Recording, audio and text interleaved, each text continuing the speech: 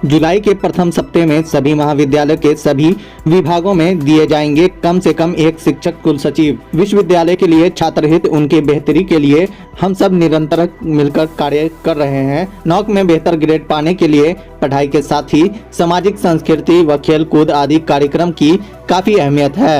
इस दिशा में सभी कॉलेज कदम दर कदम आगे बढ़ाएं।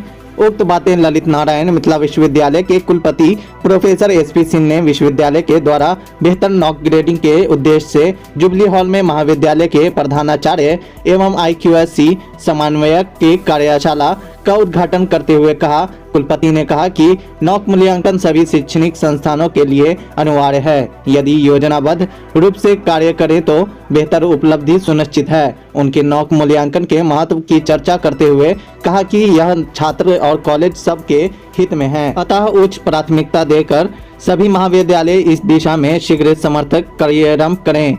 विश्वविद्यालय भरपूर सहयोग करेगा। यदि नॉक में C ग्रेड भी मिले तो भी नॉक अनिवार्य रूप से करें, क्योंकि यह नॉक न करने से बेहतर है और दंडित होने से भी बच सकेंगे। प्रोफेसर सिंह ने दिसंबर तक विश्वविद्यालय का भी नॉक मूल्यांकन करने की प्रतिबद्धता व्यक्त करते हुए कहा कि भीड़ में चलने से कुछ नहीं मिलेगा, बल्कि कार्य को करने का तरीका बदलकर आगे आगे चलें।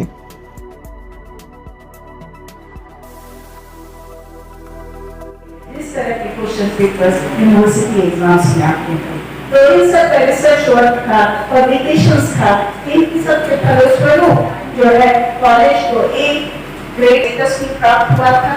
और मैं जब प्रिंसिपलशिप छोड़ी तो दूसरा था काफी ग्रांट आ गया था। तो कॉलेज में सभी जगह आप कहीं भी जाइएगा तो बहुत चकचक करता है कॉलेज, सब जगह ब्यूटीफाइड टाइल्स लगा हुआ है। लेकिन वास्तव यही है कि जब NAAC एक्रेडिटेशन इंफ्रास्ट्रक्चर मायने रखती है। NAAC का स्कोरिंग पैटर्न अगर आप देखेंगे तो 1000 पॉइंट्स में 350 पॉइंट्स जो है टीचिंग लर्निंग एंड इम्पोर्टेंट मुद्दा कॉलेजेस के लिए टीचिंग लर्निंग एंड इवैल्यूएशन है, और यूनिवर्सिटी के लिए जो है वो रिसर्च एंड इवैल्यूएशन का आपके रिजल्ट कैसे होता है। और डेटा को एक तरह से नेगेटिव डेटा को भी पॉजिटिव वे में हम कैसे प्रेजेंट कर सकते हैं, कैसे उसका हम निकाल सकते हैं इंप्लीकेशंस वगैरह, वो आपको सोचना पड़ेगा। तो डेटा पे ध्यान देने की बात होगी। और जहाँ तक मैं समझ प्रस्तुत किया गया डेटा वो बहुत ही निराशाजनक है। हमारे 8 महाविद्यालय जो है अभी तक एक बार भी NAAC के लिए प्रतिष्ठा नहीं, और बाकी के जो महाविद्यालय है वो भी मैक्सिमम सेकेंड साइकिल में। मैं NAAC असेसर हूँ और मैं कई राज्यों में NAAC असेसमेंट के लिए जाती हूँ, तो मैं पाती हूँ कि वहाँ जो है 4th cycle 5th cycle assessment हो रहा है एक्रेडिटेशन के लिए। और हमारे यहाँ जो सर्वोच्च है कुछ कॉलेजेस जो है वो सेकेंड साइकिल तक गए हैं, और उसमें भी आज के दिन में शायद 1 या 2 कॉलेज की भी मान्यता है और बाकी की वैलिडिटी जो है वो समाप्त हो चुकी है। तो ऐसी परिस्थिति में NAAC के लिए हमें कार्य करना होगा। जैसा कि हमें जो अनिच्छा है NAAC कराने का, उसका जो मेन कारण है 2017 में जो रिवाइज्ड फ्रेमवर्क आया NAAC एक्रेडिटेशन का, उसके बाद जो है ये क्वांटिटेटिव एनालिसिस बहुत इंपॉर्टेंट हो गए हैं। क्योंकि आप सभी जानते हैं कि NAAC में बेसिक 7 क्राइटेरिया होते हैं और उसमें कई की इंडिकेटर्स हैं, और अंततः जो है वो मैट्रिसेस है जो कॉलेजेस के लिए करीब 135 मैट्रिसेस हैं, और उसमें 70% जो मैट्रिसेस हैं उनका क्वांटिटेटिव पॉइंट मिलेगा, और मात्र 30% जो है जो NAAC के विजिट प्रोग्राम क्वालिटेटिव एनालिसिस के आधार पर उस पर आपको नंबर दिया जाएगा। तो ये क्वांटिटेटिव डेटा कलेक्ट करना जो है हम जो है हमारा एक हमारी जो मानसिक स्थिति है, हम डेटा से घबराते हैं, डेटा कलेक्शन नहीं करना चाहते हैं, और बिहार के कॉलेज जो है जो दूसरी तरह के बच्चे हैं तो कोशिश है उनका एक डाटा अपने एरिया का बना लीजिए, एक उसका प्रोजेक्ट ले लीजिए। ये इसके लिए दिल्ली आने की जरूरत नहीं है, यहाँ जो सबसे डिफरेंट क्लास है उसके साथ कनेक्ट कर लीजिए। या इसी के साथ जो भी इन्वायरमेंटल केसेस बनते हैं आपके साथ, उसके साथ कनेक्ट कीजिए। तो जैसी ये कनेक्टिविटी आप लेंगे वैसे ही आप दूसरे से अलग जाएंगे। छोटा छोटा काम भी, बड़ा काम नहीं है। 1 गांव 2 गांव 3 गांव 10 लाख 20 लाख कोई थोक में नहीं लेना। ये जैसे बुक की हद करने की बात नहीं आती, तो आपके पास तो किताबों का भंडार होगा, तो उस बुक हेल्प को ले लीजिए, किसी एक एरिया को लेकर के उसके लोग अपने बुक के लिए ले। स्टूडेंट फॉलो अप कर लेना आपको, तो आप उसके लिए जो कोचिंग या कुछ गाइडेंस इस तरह का कोचिंग स्टार्ट कीजिए, उनका फॉलो कीजिए। ये सब मौजूद है और पैसे भी बहुत ज्यादा नहीं खर्चने की कोशिश कीजिए। ऐसी स्थिति में कि जब हम सब पर दबाव है और जरूरी भी है, क्योंकि लोक कल्याणकारी सरकार में अगर किसी का हित सर्वोपरि है शिक्षा व्यवस्था में, विश्वविद्यालय से लगाकर के महाविद्यालय तक, तो वो केवल एक व्यक्ति है, वो छात्र, जिसका हित सर्वोपरि। और उस सर्वोपरि हित के लिए हम लोग उसकी प्रायोरिटी नीचे मिला दी, कहीं मिला दी। अगर हमारी पूरी कोशिश उस छात्र के प्रति समर्पण भाव से है, उसकी श्रेष्ठता प्रमाणित करने में है, उसको और आगे ले जाने में है, तो नए हम कर रहे हैं, रोज कर रहे हैं। इस मानक को लिखने की जरूरत है, एक सिस्टम में लाने की जरूरत है, ये करना है। हमारे पास अब कोई बहाना नहीं है। विश्वविद्यालय ने भी अपना प्लान तैयार कर रखा है, दिसंबर तक विश्वविद्यालय भी कराएगा।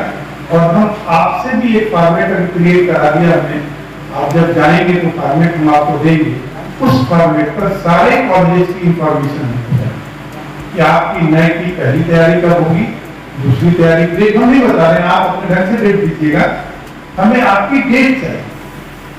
और इस पूरी व्यवस्था में, क्योंकि रोज भाषण करने से कुछ नहीं होगा, एक कदम आगे बढ़ाएंगे, उस बढ़ाने में हमें अपना एक कंक्रीट प्रपोजल दीजिए। इस प्रपोजल को प्रिंसिपल भी दस्तखत करेगा, IQAC का जो डायरेक्टर कोऑर्डिनेटर आपका होगा वो भी करेगा, और नए का कोऑर्डिनेटर जिसे आपने बनाया वो भी करेगा। तीनों लोगों की सिग्नेचर से एक फॉर्मेट हमको चाहिए कि टेंटेटिव प्लान नए में मूव करने का आपका क्या है। अभी एक योजना के तहत जो आपने काम किया वो क्या जाना सबको। ऐसा कोई कॉलेज है कॉन्स्टिट्यूएंट जो 2 या 12 में ना हो?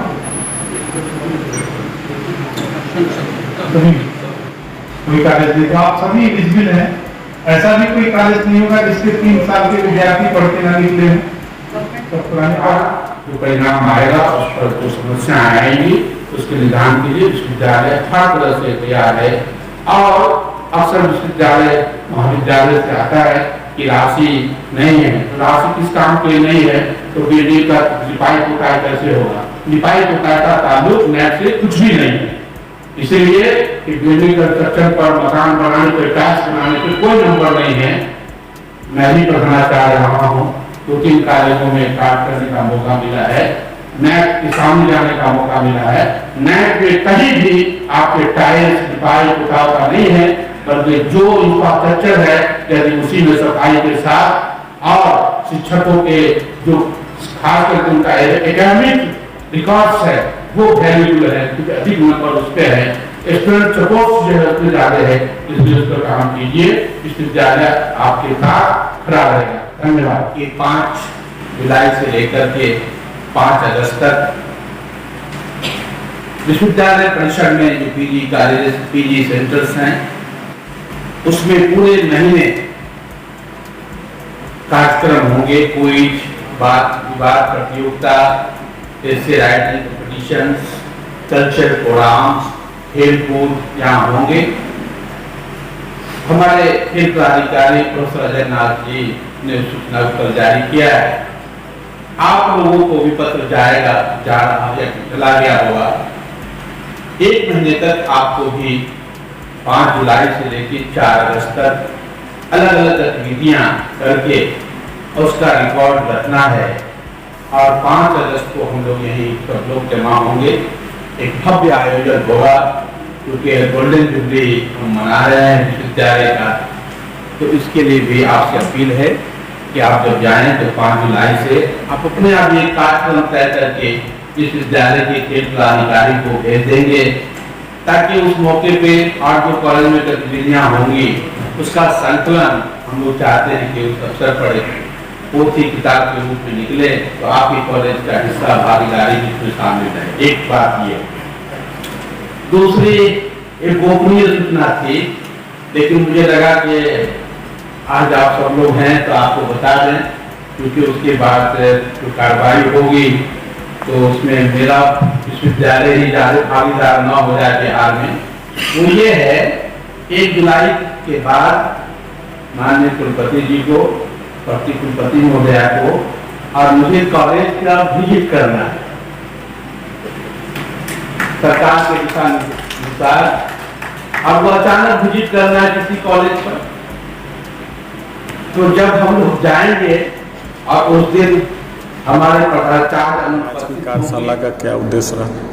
मैं डॉक्टर महेश प्रसाद सिन्हा, CCDC ललित नारायण मिथिला विश्वविद्यालय दरभंगा, मेरे द्वारा एक कार्यशाला का आयोजन किया गया, जिस कार्यशाला में 43 अंगीभूत महाविद्यालयों के प्रधानाचार्य एवं उनके समन्वयक उपस्थित हुए तथा 17 एफिलिएटेड कॉलेज के प्रधानाचार्य और उनके समन्वयक उपस्थित हुए।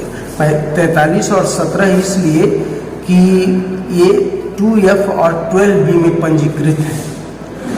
इन लोगों से आग्रह किया गया कि हर हाल में NAC कराना है, यह मैंडेटरी होता है। महाविद्यालय के प्रधानाचार्यों ने बड़ी गंभीरतापूर्वक कार्यशाला का उपयोग किया। कार्यशाला में जो विभिन्न वक्ता गण उपस्थित हुए, उन वक्ताओं की वाणी को उन्होंने गंभीरतापूर्वक सुना, समझा और बाद में उन्होंने कंक्लूड करके कहा कि ये आसानी से हो सकता है। NAC की जगह NAC की जटिलताओं को लेकर बहुत लोग परेशान हो रहे थे। उनके बीच जो परेशानी का कारण था उसका समाधान किया गया और उसके विकल्प के रूप में पैक की भी चर्चा की गई। NAC 1000 पॉइंट्स का होता है और पैक महज 50 पॉइंट्स का होता है। NAC में कौन सब वक्ता उपस्थित हुए इसमें सर? हाँ, इसमें माननीय कुलपति महोदय, माननीय कुलसचिव महोदय, माननीय प्रतिकुलपति महोदय और